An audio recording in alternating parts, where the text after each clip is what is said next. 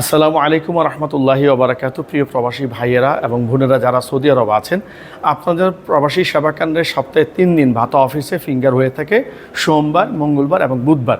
আপনাদের দৃষ্টি আকর্ষণ করছি, আপনারা সাদা জামা গায়ে দিয়ে আসবেন না ফিঙ্গার দেওয়ার সময়, এবং পাশাপাশি সাদা জামার মতো সাদা যে কোনো পোশাক পরিহার করবেন, অন্য জামা গায়ে দিয়ে আসবেন।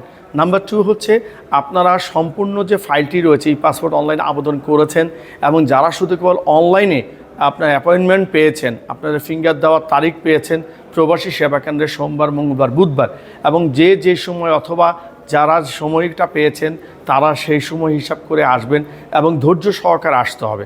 আপনারা অনেকে বলেন যে আমি 10টা থেকে 9টা আমার ফিঙ্গার। আপনারা জানান যে আমরা যারা বাংলাদেশি আছি আমরা সবাই চিন্তা করি হয়তো বা আমি আগে গেলে আমি আগে পাবো, উনি আগে গেল উনি এই করতে করতে কিন্তু একসাথে 200-300 মানুষ সকালবেলায় কিন্তু জমায়েত হয়ে যায়, যার পরিপ্রেক্ষিতে তখন আর ডিসিপ্লিন মেনটেন করা যায় না। সেজন্য আমি মনে করি আপনারা যদি নিজেরা সুশৃঙ্খলভাবে আসেন একের পর এক, এবং আপনারা জানেন যে মানি রিসিট করার পরে যখন ক্যাশ টাকা নিয়ে আসবেন এবং যখন দূতাবাসে যারা কাউন্টারে বসেন এবং যারা ক্যাশ টাকা নিয়ে থাকেন ফিঙ্গারে যে আপনার পাসপোর্ট, এই পাসপোর্ট অনলাইন আবেদনের বায়োমেট্রিক পদ্ধতির ফিঙ্গার আগে যে ক্যাশ টাকা সেটা নিয়ে আসবেন। অনেক ভাইয়ের কাছে টাকা থাকে না, অনেক ভাই বিভিন্ন জায়গায় দৌড়াদৌড়ি করে, অনেক ভাই প্রশ্ন করেন আমার 315 কেন, কেউ বলে 520 কেন। আপনারা জানেন যে যার পেশা অনুযায়ী কিন্তু টাকাটা আসে।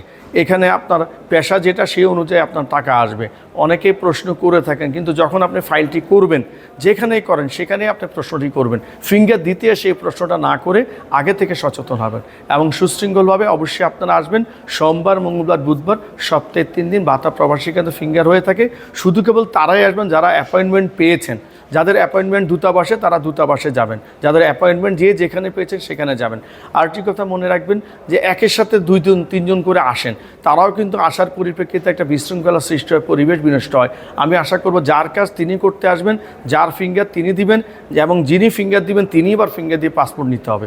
অতএব ভিডিওটি নিজে দেখবেন, অন্যকে শেয়ার করবেন, নিজে সচেতন হবেন, অন্যকে সচেতন করবেন। সাথে রয়েছে মোহাম্মদ জাহাঙ্গীর আলম হৃদয়, মার্কেটিং ডিরেক্টর, প্রবাসী সেবা কেন্দ্র, ইডিসি, সৌদি আরব।